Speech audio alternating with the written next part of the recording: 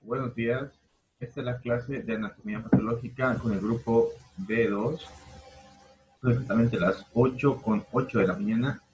Bueno, ha habido un pequeño retraso justamente ahora porque tenía unos problemas con la conexión. Pero bueno, estamos aquí de vuelta. Hoy lo que vamos a ver va a ser un caso clínico relacionado con los temas que estamos avanzando. ¿Bien?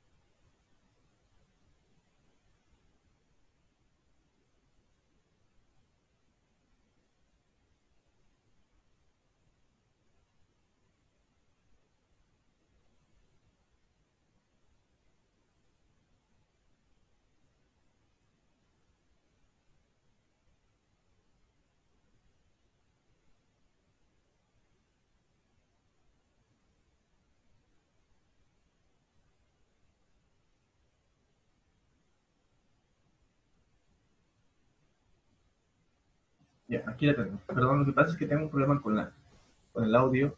¿Se me escucha bien? ¿Sí? Sí, Ya. Es que yo solamente escucho clic, clic, clic, clic, nada más, como si alguien estuviera masticando algo ahí, pero creo que es solamente el audio nada más. Bien, les muestro esta placa que estamos viendo aquí. Es de una paciente que ingresó hace una semana y media atrás, más o menos, ya casi son 2 semanas. El motivo de consulta era, primero que nada, un cuadro de diarrea, un cuadro de diarrea que tiene una evolución de casi una semana. Era tan incómodo ese episodio de diarrea que cursaba con casi 4, incluso llega hasta 5 deposiciones al día. Bien. Además de eso, ella refiere malestar generalizado, intolerancia en la vía oral, eh, además refería molestias como dificultad para deglutir y dolor en las articulaciones. Los primeros diagnósticos que se manejaron fue un síndrome digestivo, puede ser una infección por salmonella, puede ser una infección por Escherichia coli. Entonces se decide a la paciente, eh, además que ella refiere antecedentes de fumadora, ¿bien? Ella era una paciente que llevaba fumando aproximadamente 15 años de su vida. Recién refiere que hace 5 años más o menos lo dejó el tabaco. Al momento de la infección se percibe en pulmones disminución del murmullo vesicular y además pequeñas zonas fibrosadas, que son estas que estoy marcando acá. Bien. Estos son alveolos fibróticos, posiblemente por la enfermedad de base que ya tenía, ¿no? Que ya tenía antecedentes de fumador. Además de eso, algo que llama un poco la atención es la cigüeña cardíaca. Es una imagen, se llama imagen en bota esta, donde se muestra que el ventrículo derecho estaba ligeramente aumentado de tamaño. Esto probablemente por el cuadro pulmonar de la paciente, ¿no? Fuera de eso, a nivel de las bases pulmonares, no había signos de derrame, no había fiebre en la paciente, tampoco había signos de congestión pulmonar ni nada. Con esto se decide dejarla en observación y hacerle más estudios. Se le hacen laboratorios, voy a poner los laboratorios ahora, de rutina. Estos son los laboratorios de la paciente, ¿bien? Hasta el momento, los síntomas que teníamos eran solamente diarrea, dolor articular, sobre todo en las rodillas, eh, ligera dificultad para respirar, pero eso ya refiere que lo tiene hace años ya, porque, bueno, por su cuadro respiratorio, porque la fumadora se cansa muy rápido, tiene una disnea grado 2, ¿bien? En el hemograma, lo que llamaba la atención de esta paciente, esto estaban hablando de un día viernes cuando ingresó ya, esto era el viernes por la tarde. En la serie roja, lo que llama la atención es una anemia pequeña, una anemia ligera, una anemia leve, ¿bien? Sin embargo, algo que llama la atención en la paciente era una BSG de 67. Además de eso, vamos a ver más adelante, se le pide una PCR y la PCR sale positiva. Vamos a recordar un poco. La BSG, si recordamos bien, es la velocidad de sedimentación globular. Bien, este es un tubo de ensayo, estos son los glóbulos rojos, y la BSG es la velocidad a la que los glóbulos rojos en ese tubo de ensayo, la muestra de sangre, se precipitan al fondo. Bien, eso quiere decir BSG. La velocidad también se le llama velocidad de eritrosedimentación. La velocidad normal es de unos 5 a 10 milímetros por hora. En el caso de ella, estaban bajando a 67 milímetros por hora. ¿Qué quiere decir eso? Que estos glóbulos rojos, por alguna razón, estaban pegándose entre ellos y al pegarse hacían formas más grandes y se precipitaban más rápido al fondo.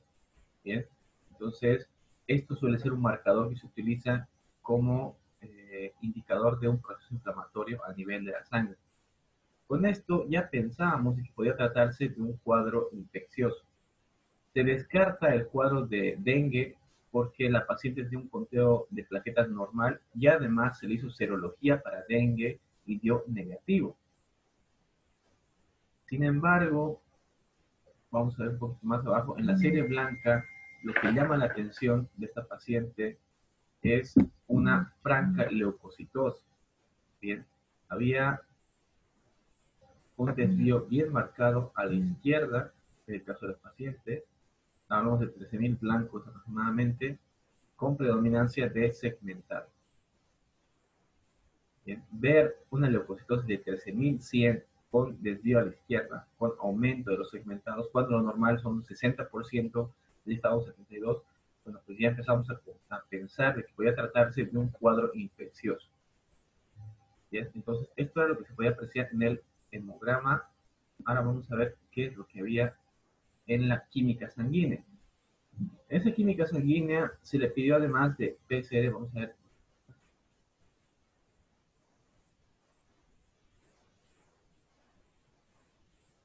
En la PCR, que es otro marcador, sale positivo. Bien. Proteína C reactiva es otra proteína que se libera del músculo cuando hay procesos inflamatorios agudos. Cuando hay un golpe, por ejemplo, cuando hay el músculo liso, cuando hay un proceso infeccioso. Entonces, con la BSG y con la PCR ya teníamos confirmado que había un proceso inflamatorio infeccioso agudo en el paciente. Bien. Además de eso, se le solicita urea con 62, ligeramente elevado. La creatinina sí que estaba muy elevada. El valor normal de creatinina es de hasta 0.8 a 1.3. De ella estaba casi duplicándolo el valor. Es decir, que había no lesión renal directa, pero sí había compromiso renal. Ese riñón no estaba filtrando adecuadamente la sangre. Se le pide también ferritina. El valor normal de ferritina es de 100 hasta 300 nanogramos por decilitro. De ella estaba multiplicado por 3, estaba en 1264. Estaba disparadísima la ferritina. Además de eso, los marcadores pancreáticos estaban también aumentados y los marcadores hepáticos también estaban aumentados. Quiere decir esto, la glucosa estaba normal, por cierto. La paciente no tenía antecedentes de diabetes ni de malestar relacionado metabólico. Sin embargo, páncreas e hígado sí que había aumento de su trabajo. Quiere decir que estaban sobrecargados. Bien, lo que quiero que recordamos acá es la PCR positiva, ¿ya? Y además una ferritina aumentada mucho realmente. Hablamos de 4 veces el valor normal de ferritina.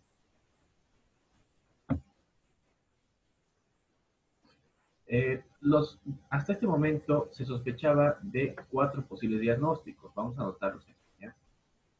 Con esta paciente, debido al antecedente de diarrea, malestar, dolor abdominal, ausencia de fiebre, no había fiebre por cierto, pero sí había cierta disnea y por la época se empezó a manejar como un síndrome digestivo. Bien, ese síndrome digestivo puede estar asociado a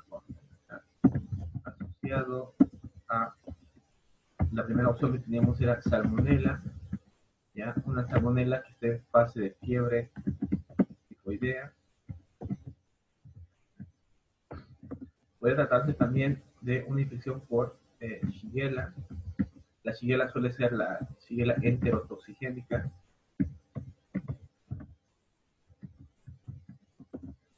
Bien. La shigella suele ser muy agresiva en algunos casos también.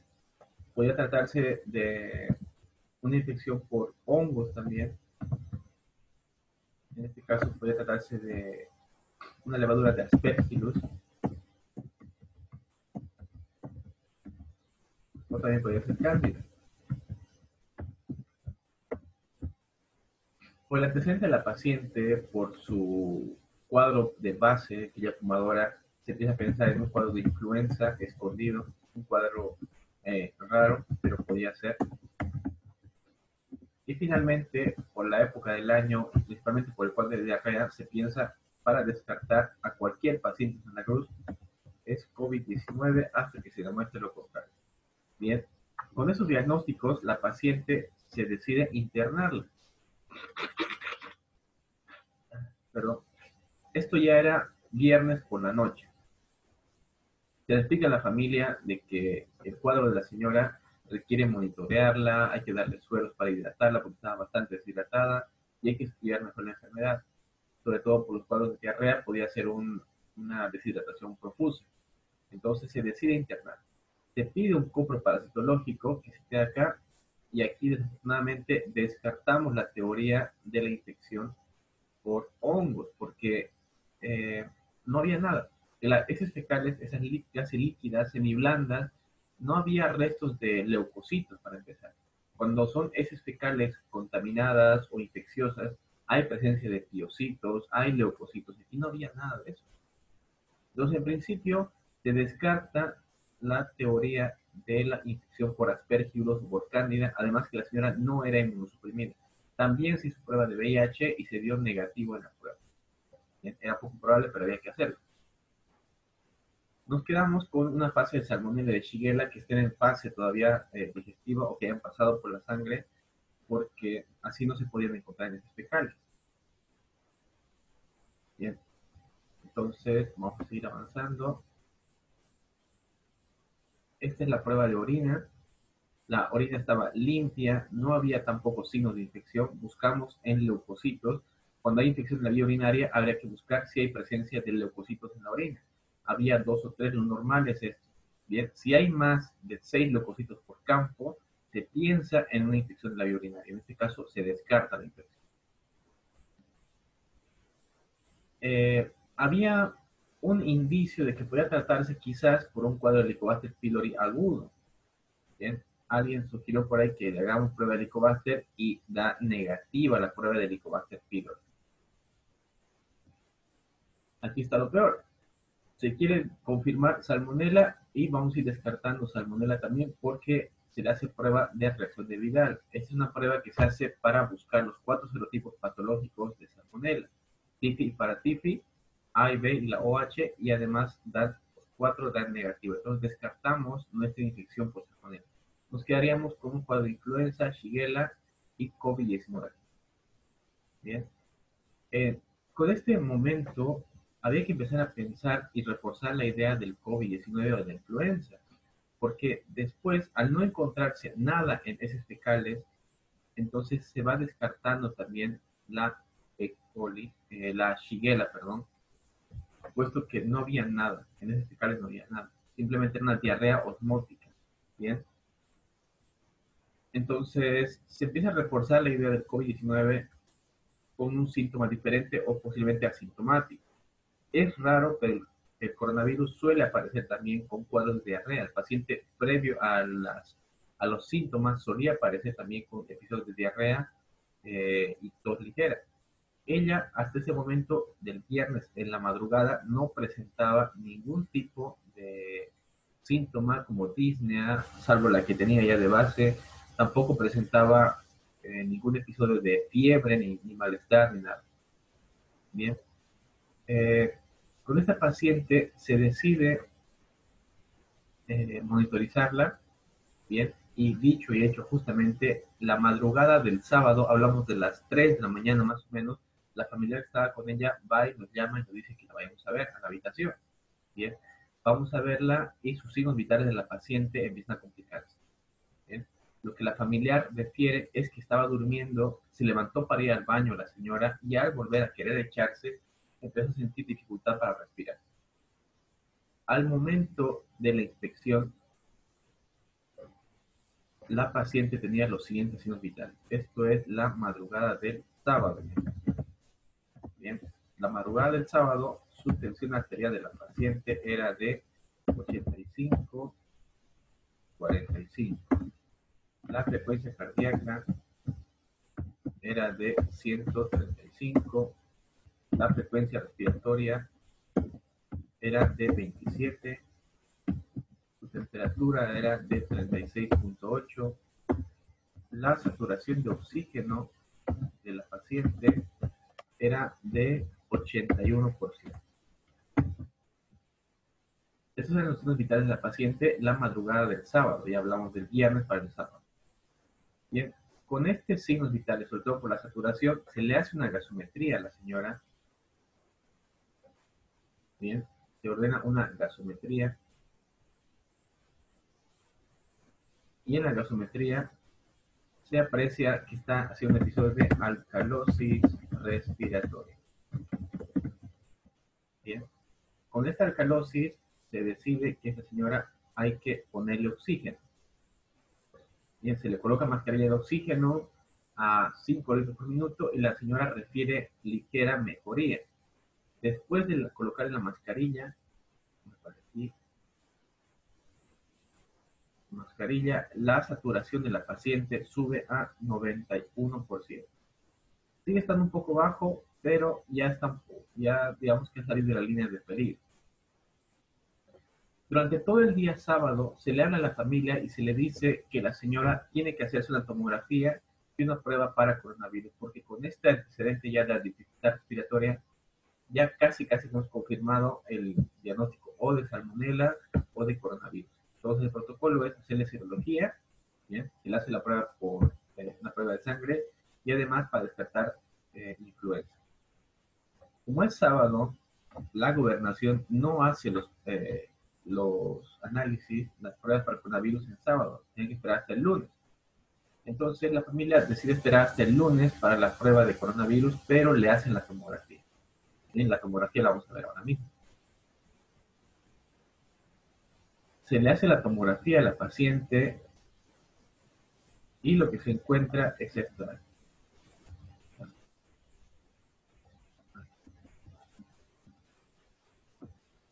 Bien, esta es la primera tomografía. Se le hicieron dos al final, ¿ya? Esta es la primera, donde lo que se puede observar son a nivel de los vértices.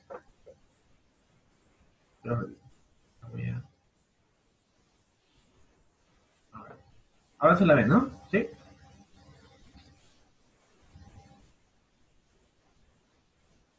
Bien, se decide a la paciente hacer la tomografía y junto con eso lo que observamos acá y lo que llama más la atención es justamente esta zona. 1, 2, 3, 4. Hay zonas de infiltrados amplias, bastante grandes. Lo mismo en esta otra. Aquí se ven zonas amplias de infiltrados. Toda esta parte de aquí también. Toda la parte de los vértices y parte de los lóbulos medios que estaban comprometidos por gran abundancia de secreción y posiblemente edema. Con esta tomografía ya se da un diagnóstico de un síndrome pulmonar, se descarta completamente el síndrome digestivo y se empieza a manejar la teoría de que puede ser un síndrome pulmonar en la paciente. Se le dice a la familiar que puede hacer el análisis, la prueba para coronavirus por la parte privada, aunque es bastante más caro. La familiar accede, van y le hacen la prueba el sábado y le dicen que va a tardar 4 horas en hacérsela, entonces, bueno, pues nos queda más que esperar. Pero mientras tanto, se decide internar a la paciente en terapia intensiva, ¿bien? Sobre todo porque el deterioro de la paciente iba siendo lentamente, iba empeorando. Los familiares refieren de que prefieren que se quede en observación todavía, no quisieron llevar la terapia, se les explica la importancia, pero bueno, deciden que se quede en observación todavía. La madrugada del domingo,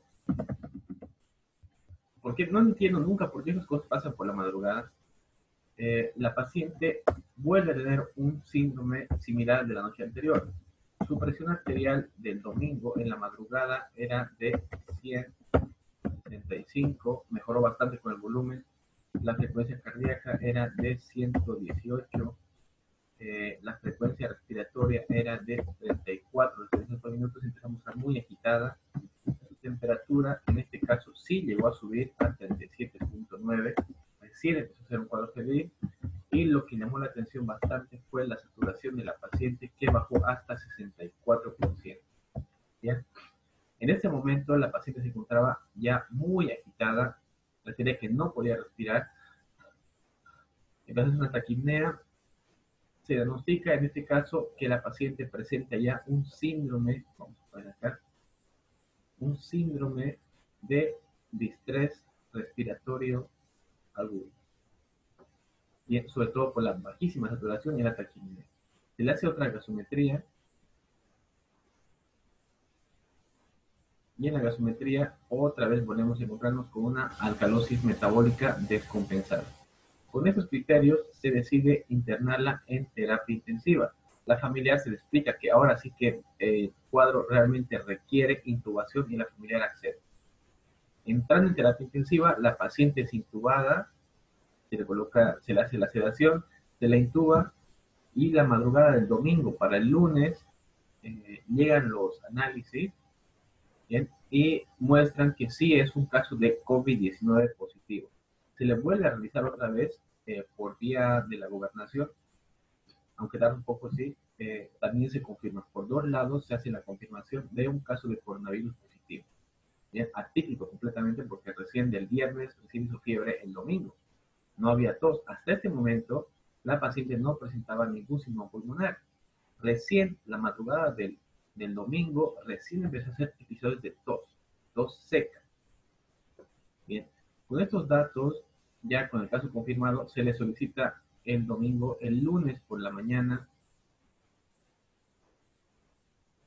se le pide otra tomografía. Bien, la segunda.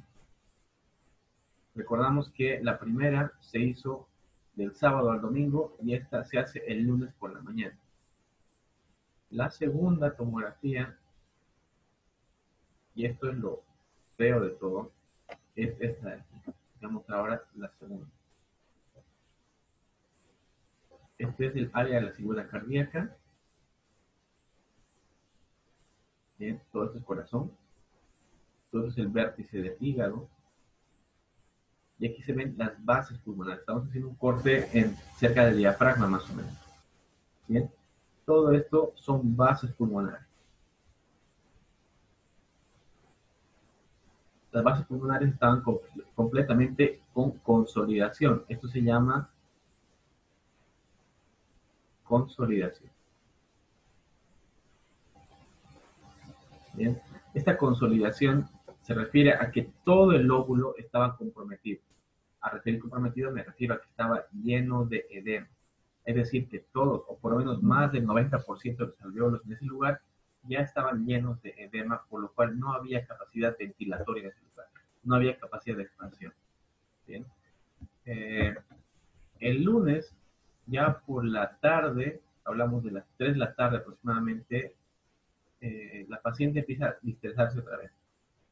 Tras que se supo el diagnóstico el lunes en la mañana, cuando se confirmó el diagnóstico del coronavirus, se le inició tratamiento a la paciente inmediatamente por un esquema que se basaba en 3 fármacos. El primero que se inicia es oseltamivir. Se inicia también tratamiento con hidrocortisona. Se inicia tratamiento con hidroxicloroquina. Y finalmente se hace el soporte ventilatorio, ¿no?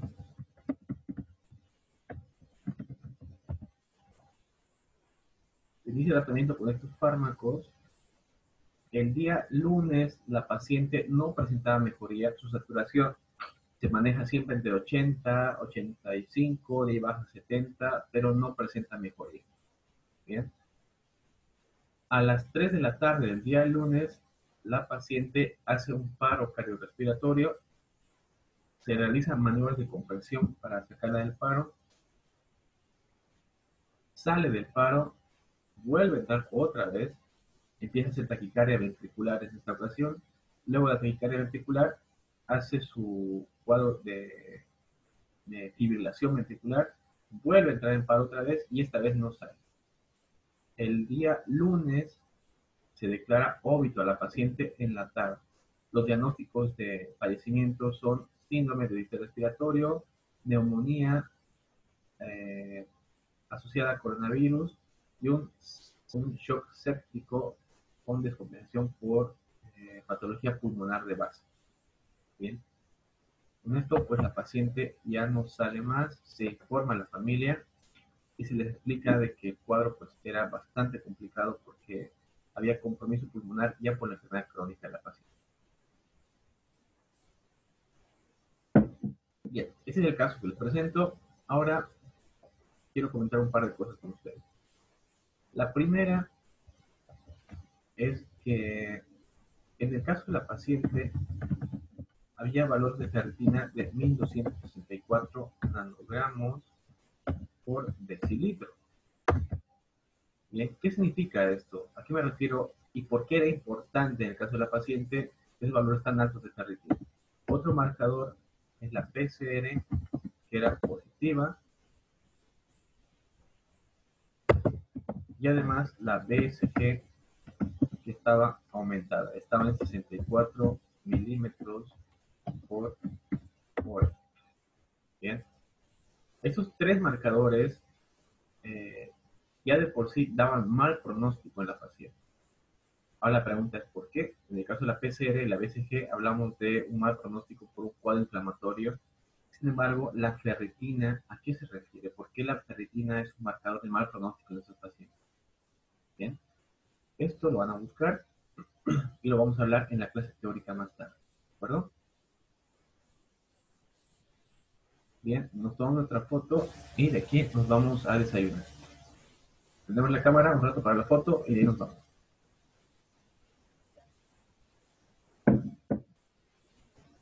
Ajá, ahí está, yo pensé que no había nadie. Bien, ahora que lo estoy viendo, Álvaro, no te veo. Bien. Algo que quiero comentarles antes de que se vayan, ya solamente denme 2 minutos nada más. Esta paciente hizo un cuadro totalmente atípico de un cuadro de COVID-19. Era totalmente diferente. Nadie sospechaba mucho el ingreso. Y entró por un cuadro de diarrea, nada más. No era dengue, no era salmonela, no era nada. Alguien sugirió hacerle una prueba de ferritina, le estoy mandando los valores, ferritina 1234. Entonces, en la clase teórica vamos a hablar un poco sobre eso, pero quiero que ustedes me cuenten, en la teórica, dentro de un ratito más, qué importancia tienen esos valores de ferritina en la paciente. Voy a mandarles un enlace de video y quiero que lo vean. ¿Sí? Ahí está la respuesta. Miren, les estoy mandando la pregunta y la respuesta. Y quiero que me expliquen lo que hayan entendido del video que les voy a mandar. ¿De acuerdo? Bueno, tomen su café, igual que yo. Y nos vemos a las 9:45 para nuestra clase teórica. ¿Bien? Hasta luego.